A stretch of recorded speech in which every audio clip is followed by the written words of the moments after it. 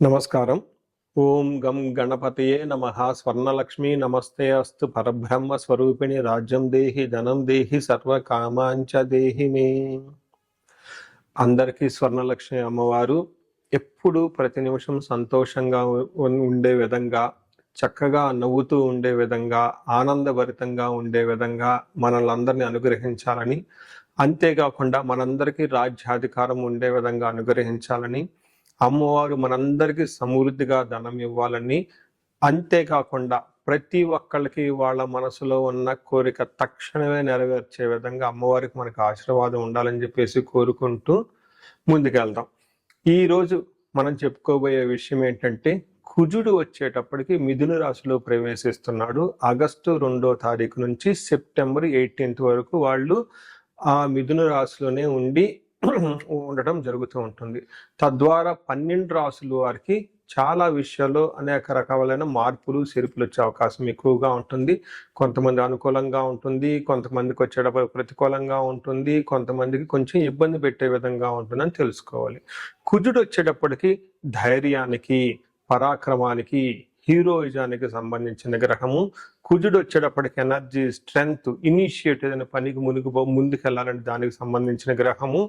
Younger brothers sisters ఎవరంటే వాళ్ళకి సంబంధించిన గ్రహము. అంతేకాకుండా మోస్ట్ ఇంపార్టెంట్, కుజుడుని భూమి పుత్ర అంటారు. అంటే ల్యాండ్స్, ప్రాపర్టీస్, బిల్డింగ్, కన్స్ట్రక్షన్ వీటికి సంబంధించిన గ్రహం. కుజుడు వచ్చేటప్పటికి మిలిటరీ, పోలీస్, సైన్యాధ్యక్షులు ఇలాంటి వాటికి సంబంధించి వెపన్స్కి సంబంధించిన గ్రహము. అలాగే కాకుండా కుజుడు వచ్చేటప్పటికి ఫైర్, హీట్, ఇంజనీరింగ్, టెక్నాలజీ, ఫోర్స్ని అప్లై చేసే ఇట్లాంటి పనులన్నిటి కూడా కుజుడికి సంబంధించిన గ్రహం. ఇలాంటి కుజుడు మిథున రాశిలో 45 రోజులు సుమారు ఉండటం వల్ల మిగతా 12 రాశుల వరకు ఎలా ఉందో మనం చూద్దాం.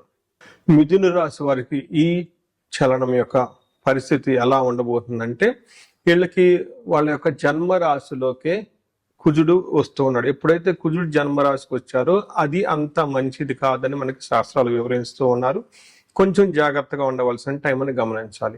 ఇందులో భాగంగా ఏ విధంగా వీళ్ళకి కొంచెం ప్రాబ్లం వచ్చే అవకాశం ఉంటుందంటే, మోస్ట్ ఇంపార్టెంట్గా శారీరకంగా కొంచెం ప్రాబ్లం వచ్చే అవకాశం ఉంటుంది. అంటే శరీరం హీట్ కావటం, లేదంటే ఎండిపోయినట్లు ఉండటం, లేదంటే శరీరానికి సంబంధించిన బ్లడ్లో కానీ లేదంటే వైరల్ ఫీవర్ ఇలాంటివి వచ్చే అవకాశం ఎక్కువగా ఉంటుంది. నెక్స్ట్ హెల్త్, వైటాలిటీ, హెల్త్ వచ్చేటప్పుడు కొంచెం అప్సెట్ అయ్యే అవకాశం ఎక్కువగా ఉంటుంది. నెక్స్ట్ పర్సనాలిటీ అండ్ క్యారెక్టర్, కొంచెం కోపంగా ఉండటం, తర్వాత చిన్న వాటికి గట్టిగా అరవటం, బ్యాడ్ లాంగ్వేజ్ మాట్లాడటం, ఇవన్నీ వచ్చే అవకాశం ఎక్కువగా ఉంటుంది. అపీరెన్స్ వచ్చేటప్పటికి కొంచెం శరీరం అంతా అలిసిపోయినట్లు ఉండే అవకాశం ఎక్కువగా ఉంటుంది. అయితే ఈ టైంలో వీళ్ళకి ఏదైనా కనుక సెల్ఫ్ ఎఫర్ట్ పెడితే అందులో మీకు సరైన రిజల్ట్ రాక కొంచెం ఇబ్బంది పెట్టే అవకాశం ఎక్కువగా ఉంటుంది. ఓవరాల్గా చూసుకుంటే ఈ రాశి వాళ్ళకి కొంచెం ఇబ్బంది పడే పరిస్థితి ఉందని మీరు గమనించుకోవాలి. దీంట్లో భాగంగా కుజుడు ఫస్ట్ హౌస్లో ఉంటే మన సంస్కృతిలో మహర్షులు ఏం చెప్తారంటే, జ్వరం ఖడ్గవరణం చైవ బంధు భార్య విరోధ కృత్ చంద్రరాశిగతో యక్షరాక్షస పీడనం అంటారు. మన మహర్షులు సంస్కృతంలో దీని ప్రకారంగా చెప్పారు. దీని ఉద్దేశం ఏంటంటే, ఈ రాశులు ఎప్పుడైతే జన్మరాశిలో ప్రవేశిస్తారో శారీరకంగా జ్వరం వచ్చే అవకాశం ఎక్కువగా ఉంటుంది. ఖడ్గవ్రణం, షార్ప్ వెపన్స్, తర్వాత గాయాలయ్యే అవకాశం ఎక్కువగా ఉంటుంది. మీ బ్లడ్ మీరే కళ్ళ చూసుకునే అవకాశం ఎక్కువగా ఉంటుంది. భార్యతోటి, బంధువులతోటి గొడవలు వచ్చే అవకాశం ఉంటుంది. అంతేకాకుండా యక్ష రాక్షస పీడనం అంటారు. అంటే తెలవకుండా మీకు ఏదో ఒక ప్రాబ్లంతో బాధపడుతూ ఉంటారు, హాస్పిటల్స్కి వెళ్తూ ఉంటారు, కానీ పెద్ద ప్రాబ్లమ్స్ ఏమి ఉండవు, కానీ బాగా సఫర్ అవుతూ ఉంటారు. దానికి రీజన్ అయితే పెద్ద రీజన్లు అయితే ఏమో ఉండవు. సడన్ గా జ్వరాలు అవన్నీ వచ్చి హాస్పిటల్స్కి వెళ్ళే అవకాశం ఎక్కువగా ఉంటుంది. అంతేకాకుండా ఈ టైంలో స్టమక్ పెయిన్స్, చాలా మందికి కడుపు నొప్పులు వచ్చే అవకాశం ఎక్కువగా ఉంటుంది. ఎనిమిలు ఉంటే, శత్రువులు ఉంటే బాధపడే అవకాశం ఎక్కువగా ఉంటుంది అని గమనించుకోవాలి. సో చూసారు కదండి, కుజుడు ఈ రాశిలో ఉండటం చేత కొంచెం జాగ్రత్తగా ఉండవలసిన అవసరం ఎంత ఉందని గమనించాలి. మనం ఈ రాశి వారికి పరిహారాలు చూసుకుంటే, ఇందులో పరిహారాలు 2-3 రకాలుగా చెప్తానండి. ఒకటి సెల్ఫ్ రెమెడీస్, మీరు చెప్పుకునే పరిహారాలు చెప్తాను. రెండో పరిహారం మీరు గమనించుకుంటే, ఈ యొక్క శ్రావణ మాసాన్ని దృష్టిలో పెట్టుకొని ఈ శ్రావణ మాసాన్ని ఎలా సద్వినియోగం చేసుకోవాలో దాని గురించి పరిహారాలు చెప్తాను. తర్వాత విశేష పరిహారాలు ఉన్నట్టు మీ యొక్క ఇండివిడ్యువల్ జాతకానికి సంబంధించిన పరిహారాలు 3 లెవెల్లో పరిహారాలు చెప్తాను. ఫస్ట్ ఏంటంటే మనకు శ్రావణ మాసం వస్తుంది కాబట్టి ఈ శ్రావణ మాసాన్ని మనం సద్వినియోగం చేసుకునే విధంగా స్వర్ణలక్ష్మి విశేష హోమం అనేది ఒక హోమం జరుగుతూ ఉంటుంది. ఎవరైనా గనక అది నా సమక్షంలో జరుగుతూ ఉంటుంది. ఎవరికైతే 16 మంది లక్ష్మీలు కావాలి, సిద్ధలక్ష్మి, మోష్టలక్ష్మి, ఇష్టలక్ష్మి, గజలక్ష్మి, ఇలా అనేక మంది లక్ష్మీల యొక్క కటాక్షం మీకు కావాలనుకుంటే స్వర్ణలక్ష్మి విశేష హోమం జరుగుతూ ఉంటుంది.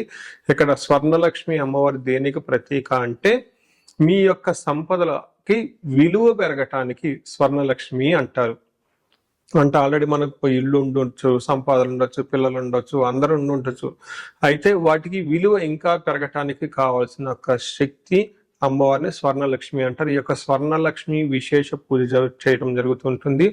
అమ్మవారికి ఎంతో ఇష్టమైన తామర పూలతో ఈ యొక్క హోమం చేయటం జరుగుతుంటుంది. అమ్మవారికి ఇష్టమైన అనేక పుణ్య ద్రవ్యాలు మొత్తం ఈ పూజ సామగ్రి వాడటం జరుగుతుంటుంది. ఇది అయిపోయిన తర్వాత ప్రతి ఒక్కరికి 3 వెండి కాయిన్స్ ఇవ్వటం జరుగుతుంటుంది. ఒకటి బీరువాలో పెట్టుకోవడానికి, ఒకటి మీ పర్సులో పెట్టుకోవడానికి, ఒకటి పారే నీళ్ళల్లో డ్రాప్ చేయటానికి, ఇలా ఒక కుబేర మూటని కూడా ఇవ్వటం కూడా జరుగుతూ ఉంటుంది. ఇది గ్రూప్ గా సామూహికంగా చేయటం జరుగుతూ ఉంటుంది.